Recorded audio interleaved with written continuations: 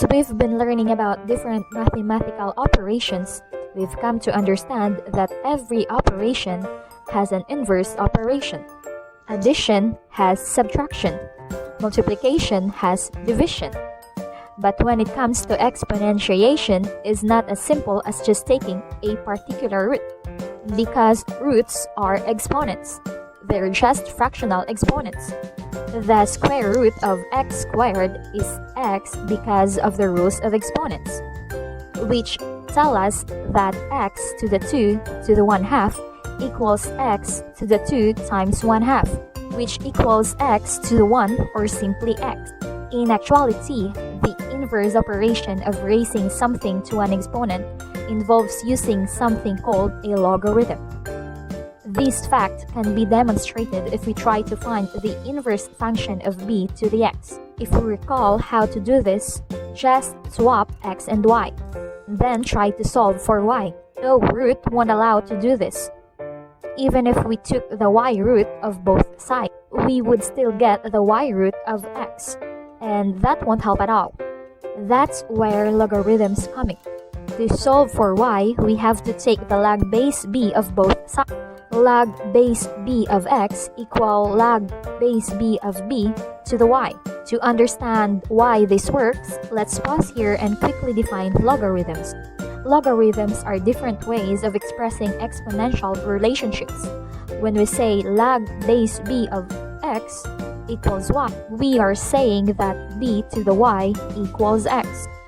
With logs, the base of the log raised to the power of what's on the other side of the equal sign will equal the number that the log is operating on.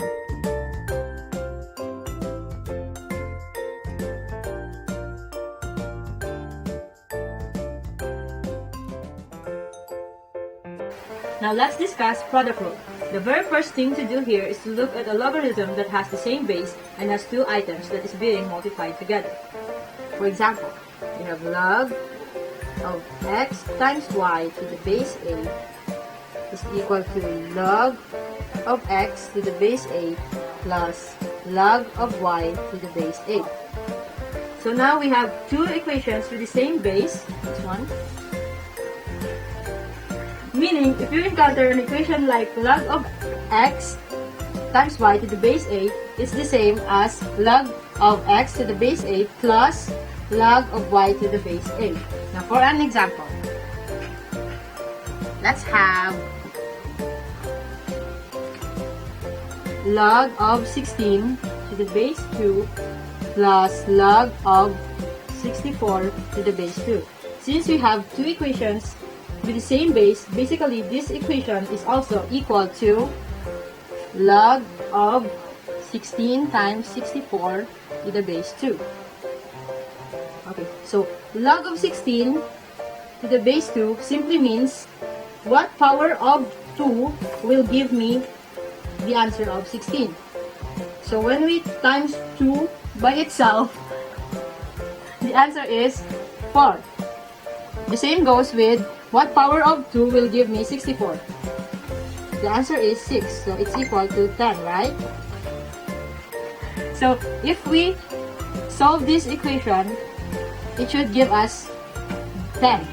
So log of 16 times 64 to the base 2 is the same as log of 1024 to the base 2. So what power of 2 will give me 1024? So the answer is 10. So that's it. Easy peasy.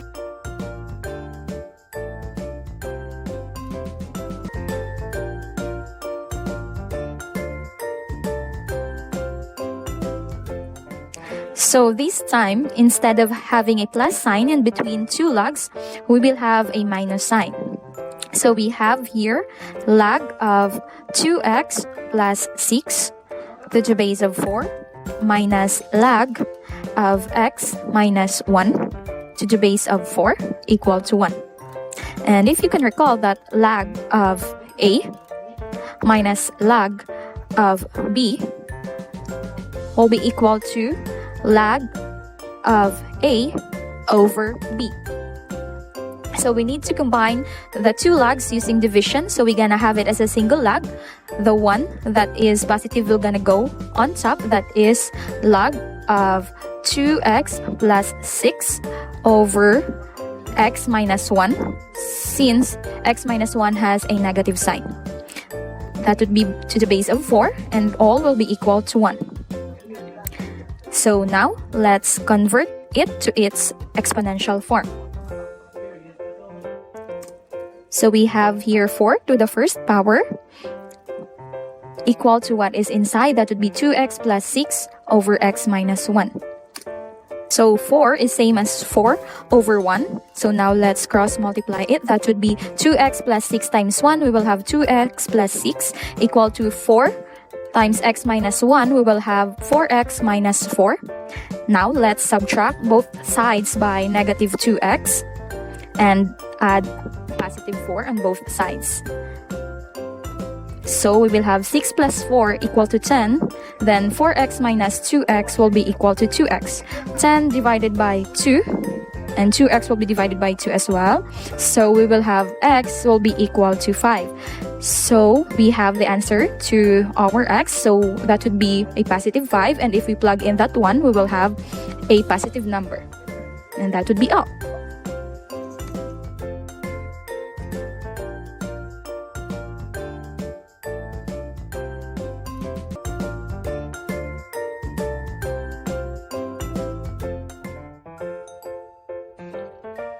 Now let's learn the change to base formula. So we know that log of 16 base 2 is equal to 4. So according to change to base formula, so log of b base 2 can also be written as log of b over log of a, which has both have a base of c, and c is always equal to 10. So we have here an example. Okay, so let's have log of 125 is 5. So according to change to base formula, let's go back to the change to base formula.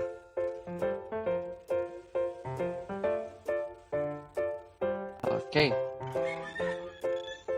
So this can also be written as log of 125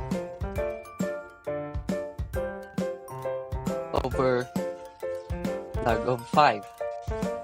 So using your calculator, you can get 3.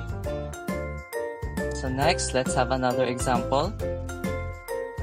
So let's have log of 1024 base 4.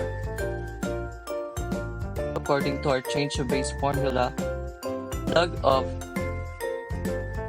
1024 over log 4 is equal to 5. Okay? Example number 1, log of base 2 of 100 is equals to log of base 10 of 100 over log of base 10 of 2. So log of base 10 of 100 is 2, while log of base 10 of 2 is 0.30103. So 2 divided by 0.30103 is equals to 6.64. Example number 2, log of base 3 of 50 is equals to log of base 8 of 50 over log of base 8 of 3. Log of base 8 of 50 is equals to 1.88, while log of base 8 of 3 is equals to 0.53. The answer is 3.56.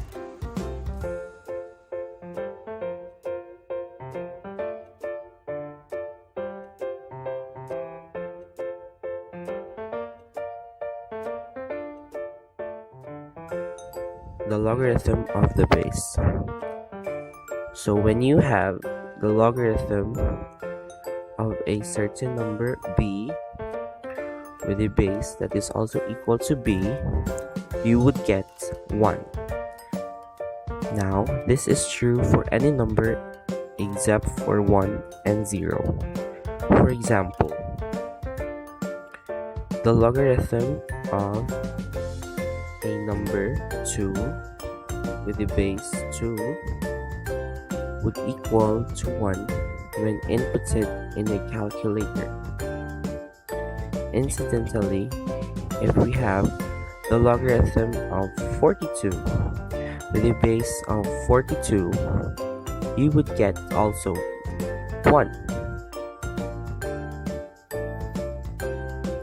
Now, if we use variables, so let us have the logarithm of x with a base x plus the logarithm of y with a base y, you would get 2.